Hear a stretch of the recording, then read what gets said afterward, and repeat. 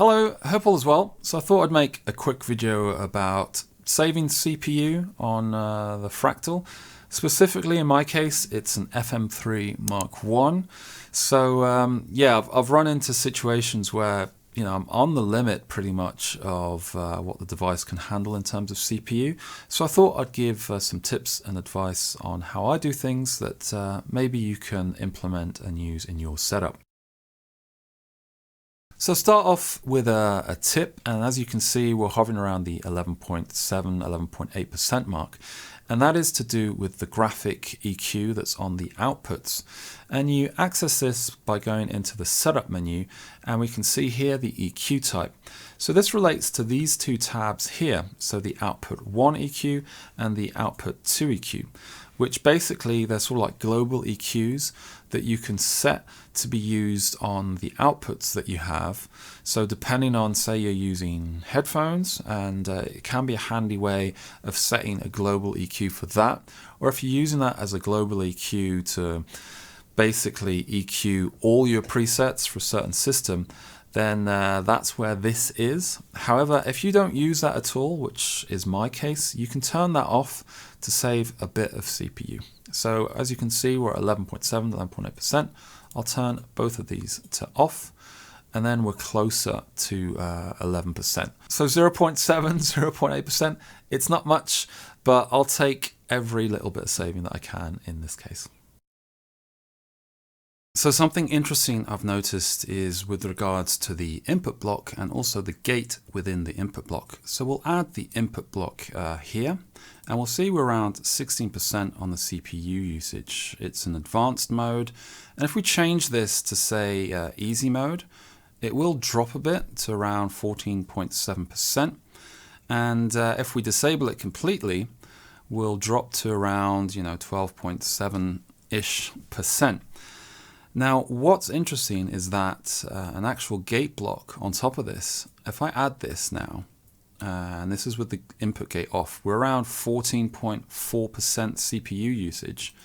However, we have now an extra gate that we can place anywhere within the preset and say use in a sidechain style. I'll link to a tutorial I did on that for like noise gates for sort of metal style of music.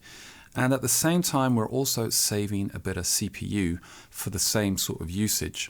Admittedly, you do need space within your preset in terms of a block, but if you're looking for that extra sort of 1.5 or so %, this might be something to look at. So here are 7 blocks that use a lot of CPU. I mean, we've pretty much maxed out the CPU on the FM3 without even having an input block, amp and cab and things like that.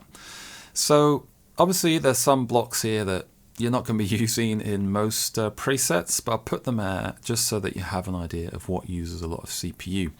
Typically, people probably aren't going to be using the synth block, and some of the delays are to taste, so the Plex delay and then the Mega delay here have different amounts of usage, but in essence, anything that kind of either uses pitch or sort of ambience will use a lot more CPU than others.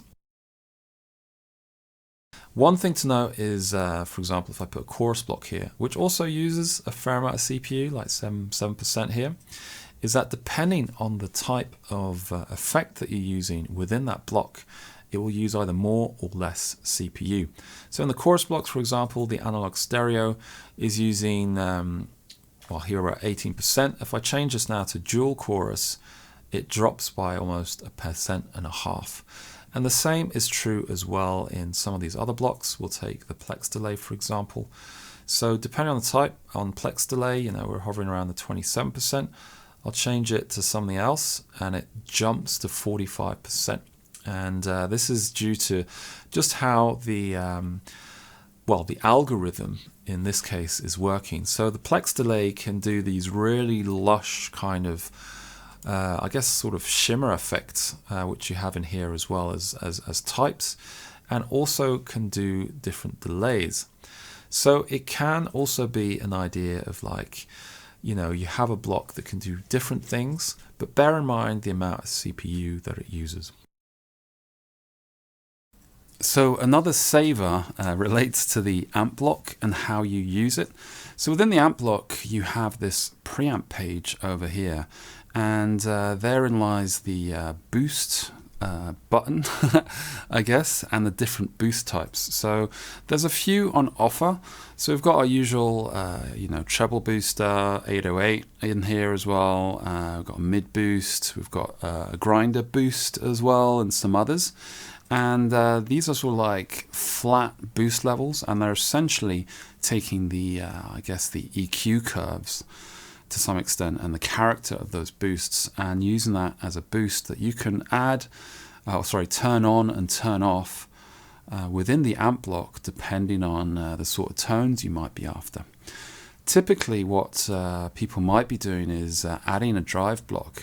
So over here I'll add a drive block, I'll take my T808 over here, put the drive next to 0, then max the level, and then that will just be used as a boost into the amp. As we can see, however, the drive block uses a fair amount of CPU. So we're talking about maybe 8.5–9% of CPU. And we're talking about a drive block whose sole purpose is to drive the amp. And you can circumnavigate that and save CPU by just using the preamp boost within the actual amp block itself. Now what you can do is, for example, set on a different channel of the amp the same amp with the boost on, and then on another channel the boost is off. Another way of doing it, if you want to look into that, is you can actually set something called a control switch. So as long as you're not using that control switch, in this case I'll set this to be control switch 6, minimum off and then on. We can take attack and release to 0. And then now it's basically been controlled by this control switch, and we don't have to change the channel of the amp. However, this is then valid across all the different channels that you might be using in the amp. And then to control the boost, you can set it via this control switch. And what's really handy is that when you go into controllers, go into CS per scene, it's our control switch 6, you can then set the boost to be either on or off, depending on which scene you're using. So I can click here to set them all to off, and say we want our boost to be off in scene 1, we want it to be on in scene 2, in scene 3, off in scene 4, etc. And so I'll go to the amp block and the preamp page, and switching scenes, you'll see that depending on the scene I go to, the boost will either be on or off, and we're still on the same channel of the amp.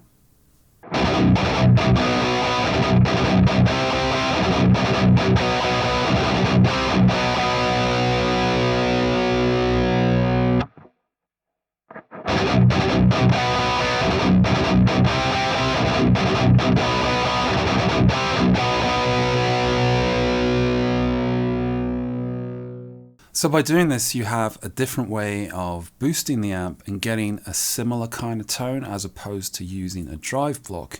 And in the process, you can then not use a drive block and then make the most out of those savings. As the amp block is on a separate core on the FM3, it uses a lot less CPU, as it has a dedicated CPU core for it, than if you would be using a drive block, which is going to be using the rest of the CPU, which is also shared with all those CPU hungry effects that you might want to add to the preset. I'll take the cab block here as a different example, in that, for example, when you're using legacy type cabs, you have this option of having standard or ultra res IR length. So in standard mode, it's using around just below 15%. Put it up to ultra res, we're closer to 17.5% or so. And if I add a second cab to this, it will also use a bit more CPU. And if I use 2 ultra res cabs that are activated, we're up to like 20 odd percent. So that's like 9% in this case of CPU usage.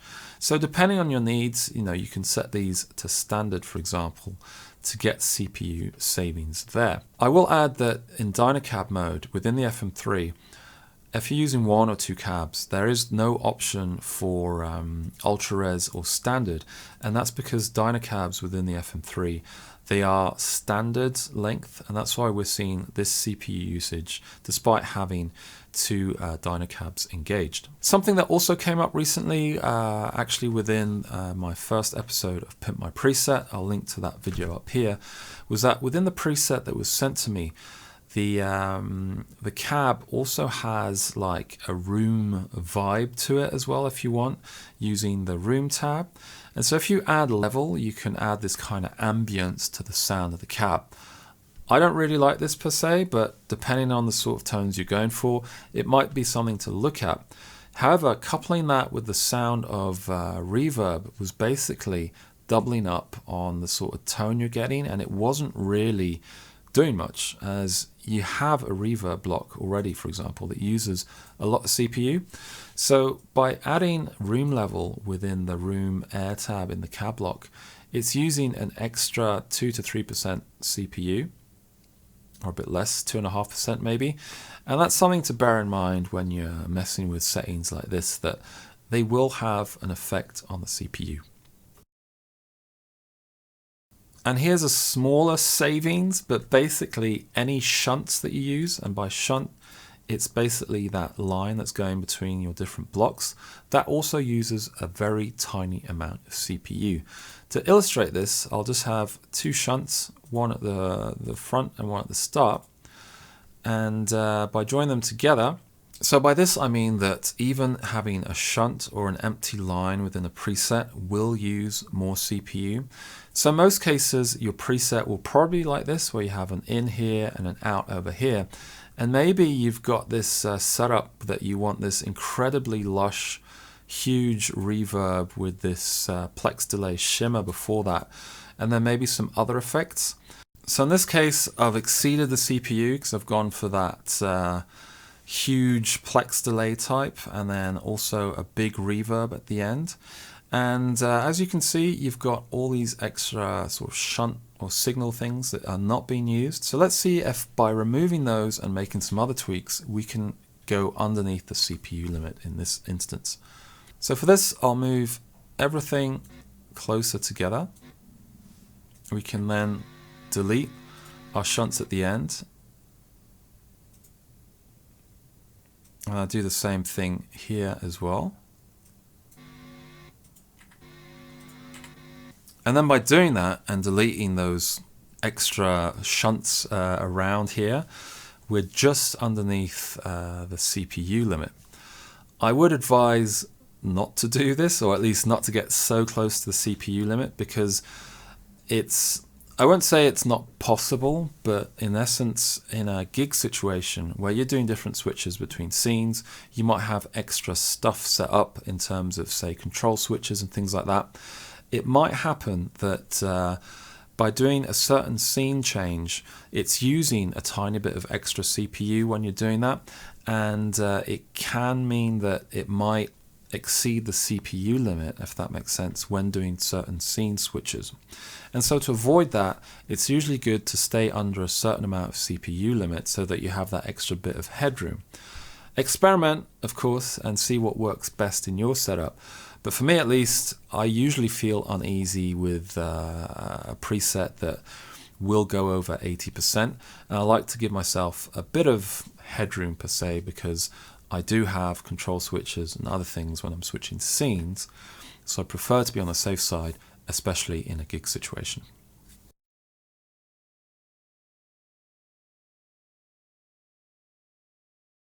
So here's a suggestion on saving CPU. If you don't have enough CPU for a chorus block, but you do for a delay block. I've had this situation in my Droga main preset, in that the way the preset is set up is that I have 2 delay blocks regardless, so one before the amp and one after the amp. And that means that I didn't have enough space to add a chorus block. And the thing is, I'm using the chorused tone for approximately 11 seconds in one track that's within our set. And yeah, that kind of investment wasn't really worth it, but I liked what the chorus sound was doing. So what I ended up doing was using a delay block instead and setting it as sort of like a fake chorus. So I'll play two examples here of the chorus block and then one with a delay block doing the same kind of tone.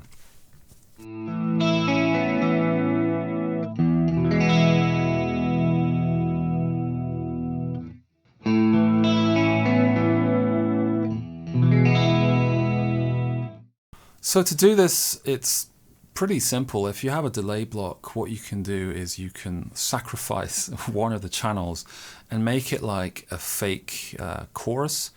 And to do that, you simply put the time really low, anything between maybe 5 and 30 odd ms. And you can do that by clicking here and putting in exact values. Feedback to taste, put the mix up high. So anything between 20 to maybe 50%, depending on how much chorused sound that you want within the signal.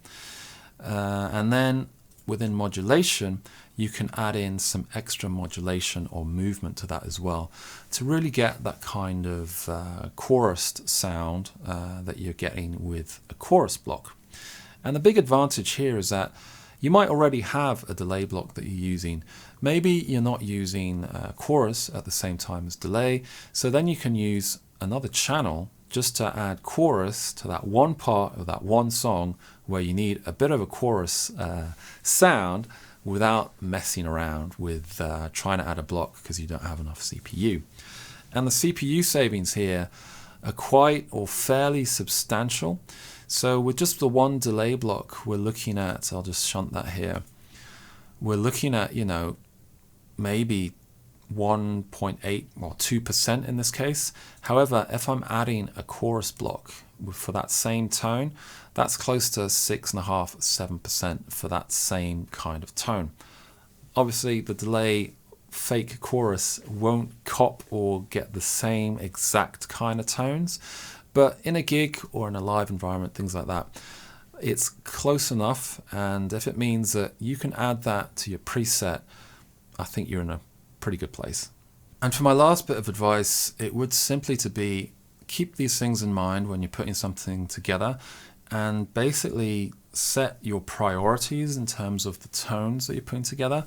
Typically things like this, i.e. CPU saving, really comes in handy when you're putting together, say, a kitchen sink style preset. So for a whole night of songs and various songs that you're playing, and you don't want to change preset per se, and you want everything within one preset with different scenes. Or if you have multiple presets for different songs and you're just trying to squeeze out that last bit of tone per se, or an extra effect just to get into that ballpark, but you're missing a tiny amount of CPU. So these things can come in handy. So I hope that gave some ideas on saving CPU and making some adjustments so that you can fit maybe more things into your preset. Because ultimately it just comes down to approach and almost, I guess I'd use the word programming and setting things up so that you get the most out of the different blocks that are maybe already in your preset and that you're already using. You have 4 channels, you have modifiers that you can use, and you can even use certain blocks to sort of fake, as I showed, the sound or the tone of other blocks and use them for different purposes. In any case, I hope that was useful. If you feel like checking out other Fractal videos I made, I'll link to a playlist I made over here, and I hope to see you in the next video. Take care.